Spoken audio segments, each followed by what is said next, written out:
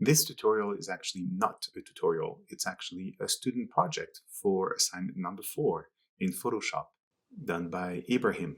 So thank you, Ibrahim, for doing a time-lapse video of your project.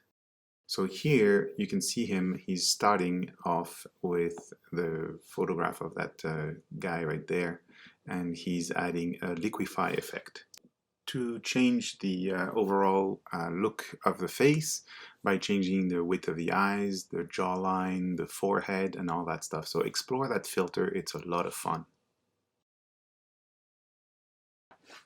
Next, he is creating a vector mask using the pen tool in the path panel, and basically he's creating an outline of the shape of the face, and it creates an editable vector mask so he can use it throughout the project. This process is time consuming and requires a lot of precision and a lot of control of your pen tool, so practice a lot. Now that the path is made, Ibrahim is doing a yellow solid background and using that path that he made as a vector mask. He's retouching it with a little bit of a brush to smooth out the hair and the edges of the shirt, shoulder, and body. Another trick he's using here is using the smudge tool just to move the edges of the mask a little bit, just around the neck area. He's also using the puppet wrap to modify the mask and to make it a nice tight fit around the body.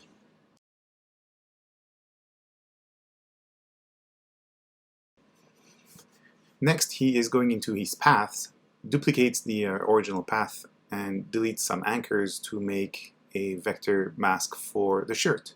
Brings that into Photoshop as a selection and modifies the mask as needed.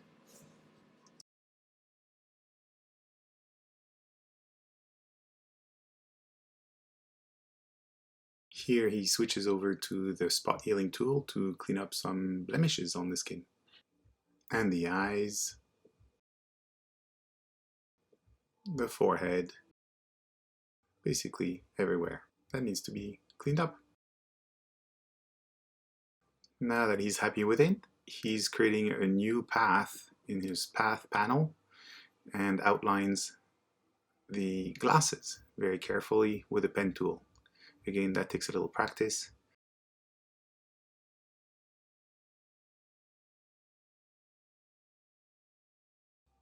Now that his path is ready, he converts it into a mask and fills it with a solid color layer.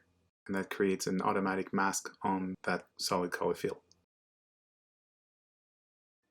Now we see Ibrahim opening Illustrator, creating a pattern from a library, a halftone pattern, copying it over, and then bringing it into Photoshop as a background.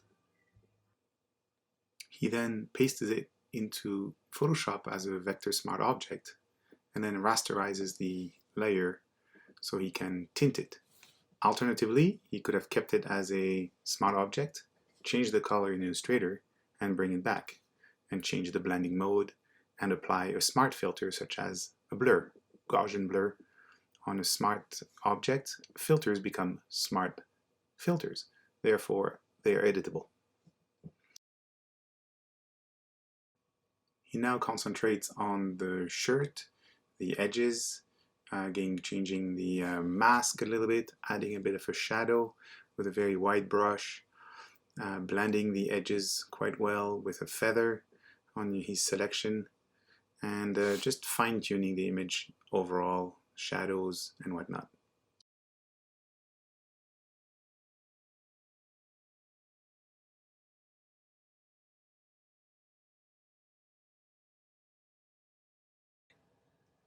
Now that he's happy with the mask and the edges, he creates a new layer, creates a gradient for drama, blends it in, and use the burn tool to add some values to the face and create some extra shadows and brightness in the right spots. Same for the eyeballs as well, and the lips. He takes the time to label his layers properly and goes back to his path panel.